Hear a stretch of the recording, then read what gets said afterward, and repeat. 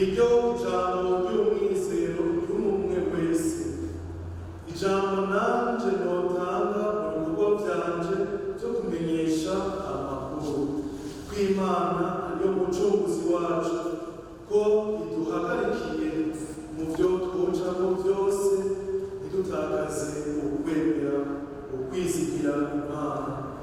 Numve ko mpagarikiwe nkingiwe, ko ari ubutumwa natorewe ntirungitsemo, ko mbwirijwe gutanga nibuka uwantumye. Kumenyesha amakuru si ukumenyesha amakuru y'ibihuha, y'iterabwoba, y'umugwi kanaka, ariko n'amakuru yubaka, atanga amahoro, atanga akanyamuneza, amakuru y'umwizero. Ngubu ubutumwa bwanje ngombwa.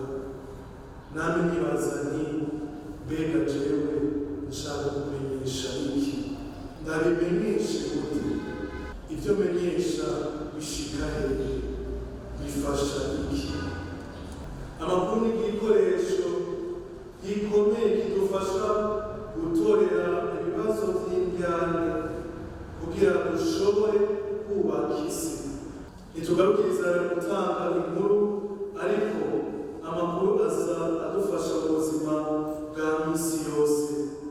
Barafashanya gutorera hamwe inyishu y'ibibazo, ahandi ho umwe wese aba ukwiwe, akiha inyishu ukwiwe, akiyumvira ukwiwe, ntacashikako, ahubwo yongera ibindi bibazo. Ubuhinga rero bwo guhana amakuru bukoreshejwe neza buraterera mu kubaka ndetse no mu gukomeza umuryango w'abantu. Twese turi abantu, ariko dufise ivyiyumviro n'imyifato bitandukanye.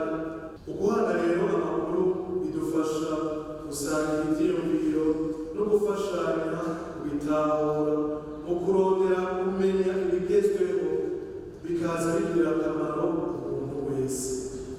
Iyo rero bikoreshejwe neza, biraheza bigafasha cyane kwiyumvanamo, kuba umwe, kuba igihugu kimwe, gukorera hamwe, gutsimbataza amahoro, ubutungane n'urukundo.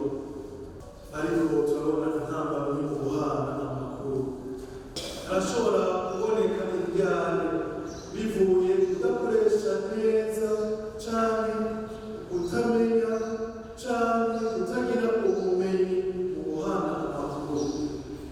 Ugasanga harimo ivyiyumviro bica imanza, ivyiyumviro bitubumbura, bikadukwegera mu rwabo, bikaza bidutera ibikomere, ntabwo tubaka. Ugasanga ni ivyiyumviro biza bidusambura. Iyo rero dusuzuguye inkuru canke abayiduha, canke iyo nkuru tutizwe neza, itatohojwe neza, birashobora gukwega ibibazo bidasanzwe. Muri ubu butumwa rero twobwirijwe kubaho mu bumwe, na cane cane tukabaho mu gisanisho, twuzuwe na mutima mweranda.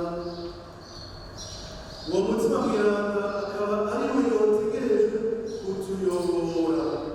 Duhamagariwe kuba abantu bashikiriza umwizero, ariko twebwe cane utange tudafise uwo mwizero. Nuko tuwumva muri twebwe